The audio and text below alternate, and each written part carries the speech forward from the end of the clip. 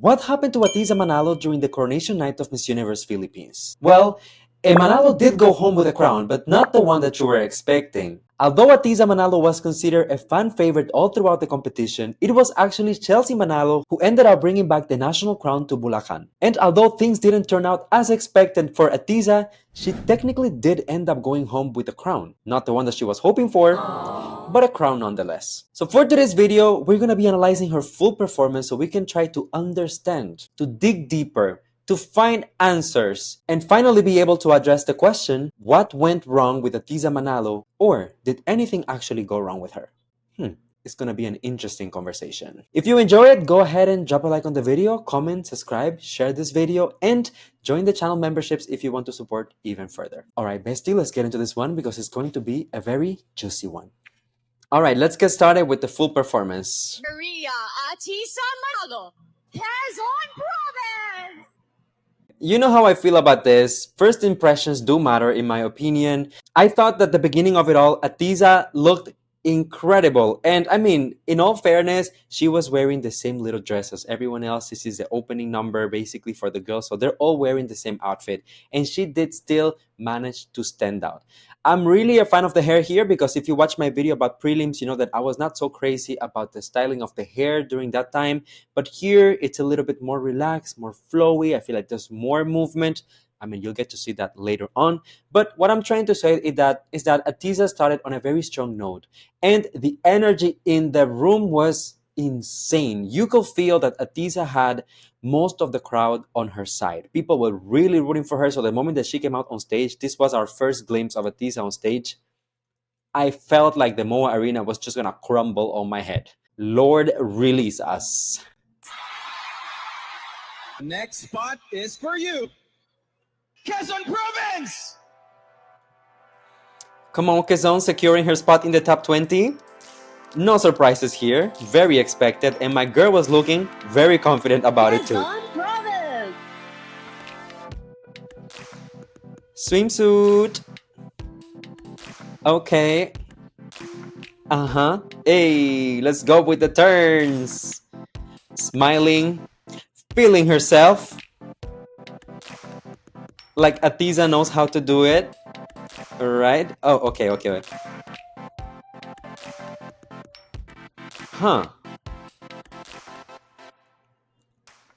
Let's go back for a little moment. I want to address something and I want to give you a little bit more context. Last night, I was watching the show live from the venue. So my view of the stage and the girls, probably they were this big when I look at them, okay? So watching the telecast, this is really when you get all the details of what was actually going on stage. From afar, it seems like Ahtisa swimsuit presentation was incredible. As I told you, the energy in the room and everything was just immaculate, okay? But when we look at her performance here, you can see her stumbling a little bit. So that's the first thing that we can perhaps point out.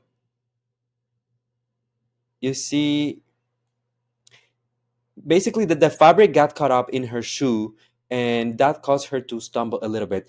I mean, this is minor, okay? This is minor. I'm not saying this is why she got Cosmo Philippines, but I'm saying that, you know, we have to notice here things in there. Overall, the performance was great. You know, before I was saying in previous challenges, Ahtisa needs to do her transitions. It needs to be smoother, it needs to be cleaner, more polishing on that end. Here, no complaints. Ahtisa looked very confident on stage, super beautiful. She was having fun, and you know, it came across as very confident. There was just a little stumble there. So let's keep watching. All right. Oh my gosh. Come and join the top 10. Let's go. Who is it? Quezon Province! Oh, you don't say. All right, remember guys, this is the moment where they have the little interview situation. It's like an impromptu interview, so it's nothing too serious. Basically, Jenny may just ask them a question and gets them to talk. Okay. All right. And the crowd goes crazy. We hear you. Okay. I see. But let's see if she can answer this question. See, the crowd was really rooting for her. All right. If you were on a deserted island, I want to know out of all these ladies here, who would you pick? And be smart about it now because you're stuck there. Who would it be and why? How many can I pick? I'm for sure a lot of the girls would feel bad if I just pick one. I have a lot of best friends in Mm-hmm. this competition, but I would pick Miss Carino because she is a mom, and I know she would be able to take care of me, and I take care of her as well. Thank you. I'm gonna be honest with you, I thought this was the perfect answer. Although, I don't like it when contestants shy away from the question when you ask them who else should win the crown. I don't like it when they do that. But I don't think it's the best question to ask on stage as you are competing in front of the judges and with all of the girls behind you. That was just not the right time to ask it. So I do like that Ahtisa went the safe route and said, how many can I choose? Because there's so many deserving girls, basically.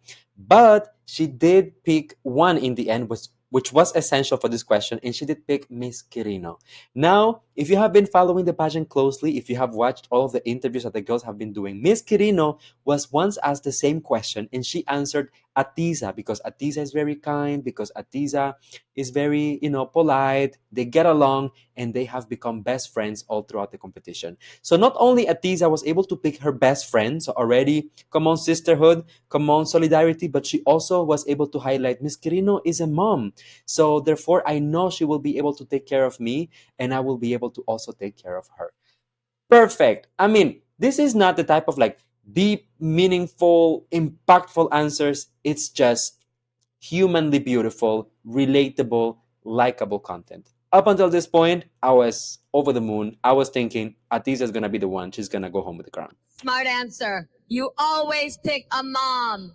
I love Moms it. know Right? what to do. You got that one. Congratulations. There you go. Alrighty. Evening gown. Okay. Yes, on, brothers. Oh, I love Atisa in red. Uh huh.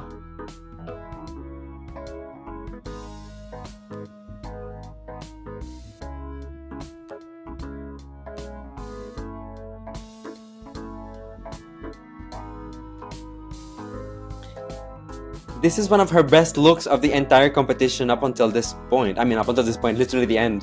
So, definitely one of her best looks in the competition.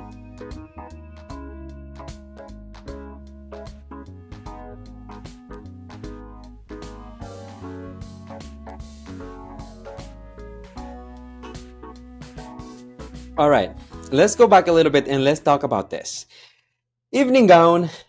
I love this color on Atiza. I think she looks incredible. I actually thought, that this was a little nod perhaps to Catriona Gray. Not as in like copying or anything, but kind of like just a little tribute, little homage, since Atiza and Catriona are from the same batch at Binibining Pilipinas, right? So I just thought maybe in my delusion, maybe there was no intention at all, but I wanted to convince myself that Atiza wore red because it was a little nod to Catriona. Okay, she looks incredible. The gown fits her well. This is a type of gown that you can showcase that has, takes space. It, captures space on your screen. I love that.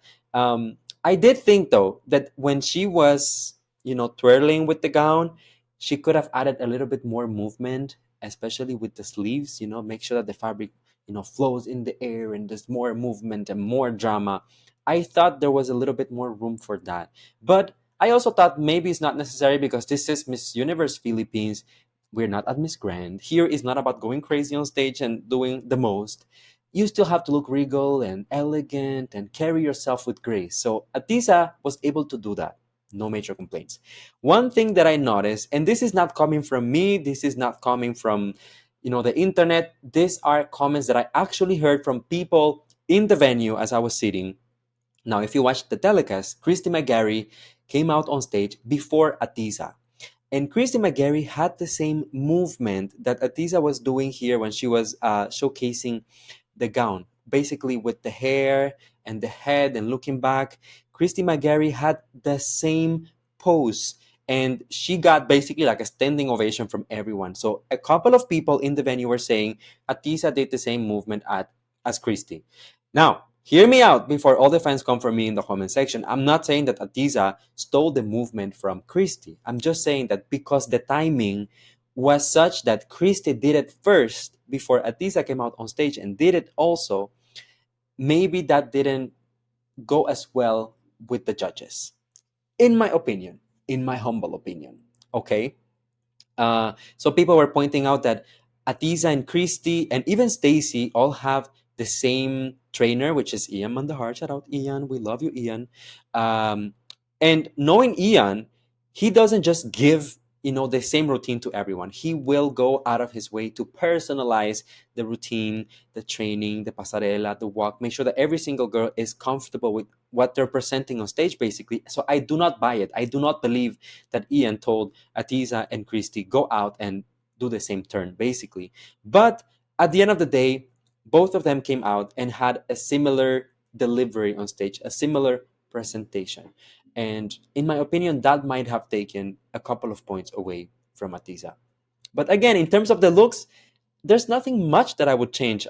She looked incredible. I actually met her designer right before this, and the designer was like head over heels, so happy. And, I think she looks great. First delegate in the top 5 is Who is it? It's me, Luis Portelles. Char. Quezon Charot lang. Province.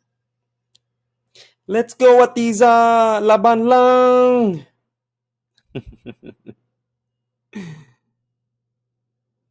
All right, let's begin the Miss Universe Philippines 2024 question and answer segment. And we are starting with you, Quezon Province. Okay. Now this is a decisive moment. Q&A. Whew. So let's analyze it. Let's take a moment to talk about this. Come on, Ahtisa.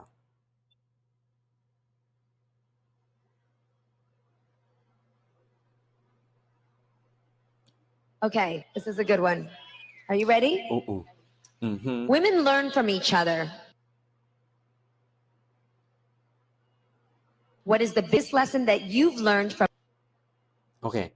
Biggest lesson you have learned from another woman and how has it improved your life? Okay, let's listen. My grandmother put me through school. And the biggest lesson I have learned from her is to always be kind. She is someone who has a big heart.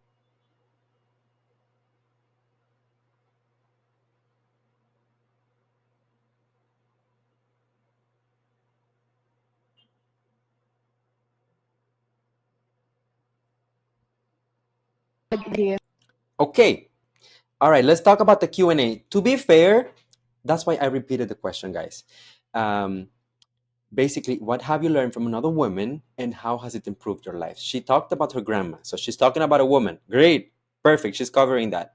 She is basically saying what she has learned from her. I mean, she's talking about being kind and giving to others and how her perseverance basically put her through school and all of those things. But I think Ahtisa didn't answer the part of how has it improved your life or how has it changed your life. She did hint to it about she put me through school, but she didn't really address it fully on. I wish Ahtisa would have, taken the time to address that last part because I think it was perhaps the most important part of the question, as in it helps you tie the beginning of the answer with the end.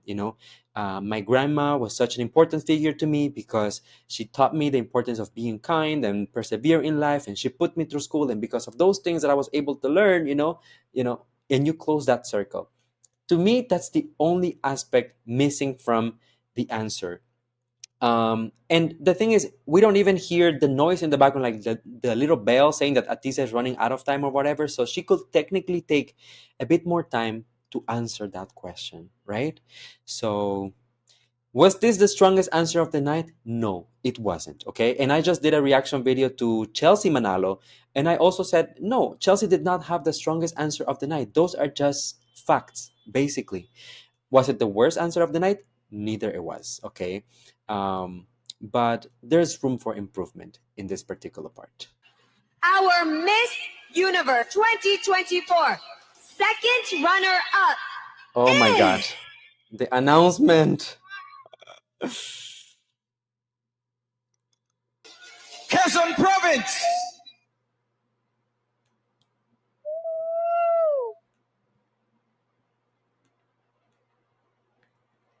Honey, let me tell you something. Here, when they announced Ahtisa as the second runner-up, you can hear the crowd screaming. And I will tell you this, those were not screams of joy. It wasn't laughter. It wasn't people cheering. People were furious. When I tell you that for a moment I thought that the crowd was gonna jump on stage and like jump the host or something. I mean, people were furious about Ahtisa not making it to at least as a first runner up because, I mean, as I said earlier in a previous video before, I don't want to be redundant, but I said before, Ahtisa went into Miss Universe Philippines already with a legacy, with a name, with a status. She won Binibini Pilipinas. The highest title that she could get at Binibini was international. She went to international. She ended as a first runner-up. She came back to the Philippines. She was still received as a winner, even though she was only a first runner-up. So going to Miss Universe Philippines, there was a lot to lose for Ahtisa because she already excelled basically in all of her previous pageant stints. Um, so going for a second runner up, it was definitely not what the audience was envisioning. That night, I was talking to a lot of people on the audience. Everyone, I would say like 95% of people will tell me that the winner was Ahtisa. So everyone was taken by shock. Like this was a shock to everyone. And you could definitely feel it in the energy in the room and also in the way that people reacted to this announcement. As I said earlier, Ahtisa ultimately she ended up going home with a crown. So after the coronation night, she received the crown for Miss Cosmo Philippines, and she will represent the Philippines in Vietnam in the upcoming months. Now there is an ongoing conversation on whether or not that is a downgrade, and I think that's a whole different conversation that we can have, and that I will actually make a whole separate video about that to talk about the separate crowns that were awarded that night. But I do think there is some negative in it. There is also some positive. Until I post that video, go ahead and let me know in the comment section, how do you feel about Ahtisa's title as Miss Cosmo Philippines? Also, what do you think of her full performance? As we watch together, you can see, you can tell I'm trying to be as, unbiased, as neutral as I possibly can. There's a lot to praise. There are also some missteps in the performance, right? So go ahead and let me know, how do you feel about all of this? Thank you guys for watching. I truly appreciate you. If you enjoyed this, go ahead and drop a like on the video, comment, subscribe, share the content, and join the channel memberships if you want to support even further. I will see you in a couple of hours with more content. Love you guys.